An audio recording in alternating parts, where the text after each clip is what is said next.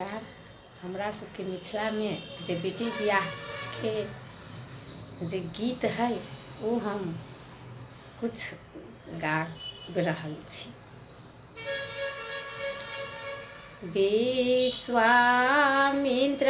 संग आयल दुई बालक एक लखन एक राम गे माई। विश्वामित्र संग आयल दुई बालक एक लखन एक राम गे माई। इसे देखी जानकारी मन हरखित भेला पूछे लागल विश्वामित्र से ना ठेकान गे माई।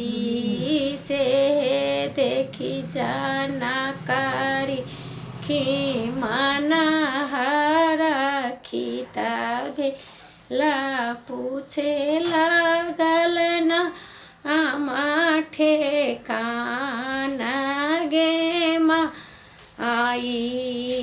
कहाँ के छैना विश्वामित्र एहो दुई बालक किए छनि हिनकर नाम गे माई।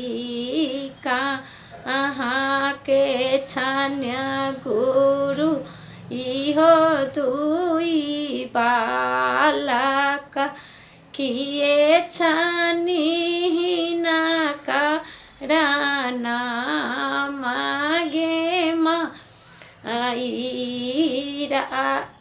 अयोध्या के राजा दशरथ जी के पुत्र छनि राम लखन दुनु भाई गे माई। अयोध्या के राजा दशरथ जी के पुत्र छथिन राम लखन दुनु भाई गे माई। से सुनी जानकारी मन सीता भेलाई हे होए त हमारो जमाए गे माई। से सुनी जानकारी मन हियर सीता भेलाई हे होई त हमरो जमाए गे माई। गिरिजा पूजन तबे चलली सीता बेटी पड़ी गेली राम मुख डीठ गे माई। गिरिजा पूजन तबे चलली सीता बेटी पड़ी गेल राम मुख डीठ गे माई। सीता देखैते राम मन मुस्काओला तखने में हृदय बासी गेल गे माई।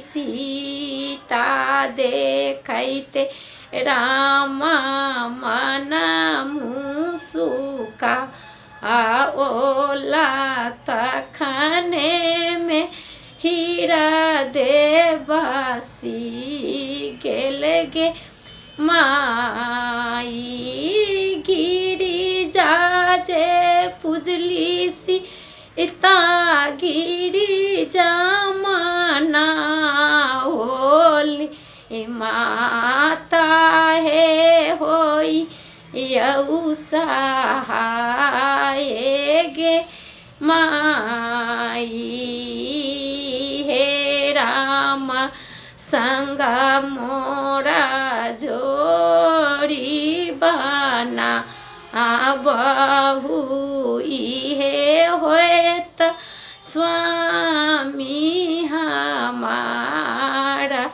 गे माई राम के संग मोरा जोड़ी बना बहु इहे होए त स्वामी हमारा गे माई तखन एहे गिरिजा माता सीताया आशीष देलाना हिन कैसे होए तबिया गे माई तखने हे गिरिजा माता आशीष दे एलाना हिना कैसे होए तबिया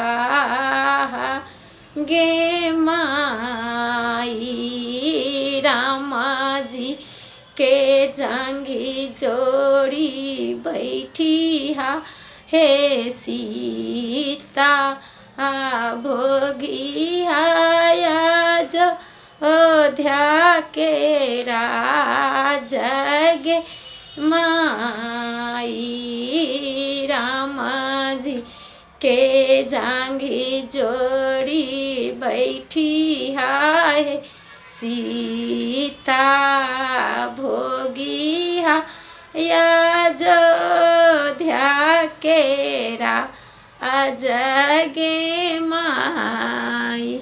धन्यवाद। अगर अच्छा लगे तो हो तो लाइक सब्सक्राइब लाइक कर दे, शेयर कर दे। कथी दुनी सब जे कहे छे अखन देखे धिया पुता सब्सक्राइब हमरा तो ठीक से कहूँ ना अभी से कर दे। धन्यवाद।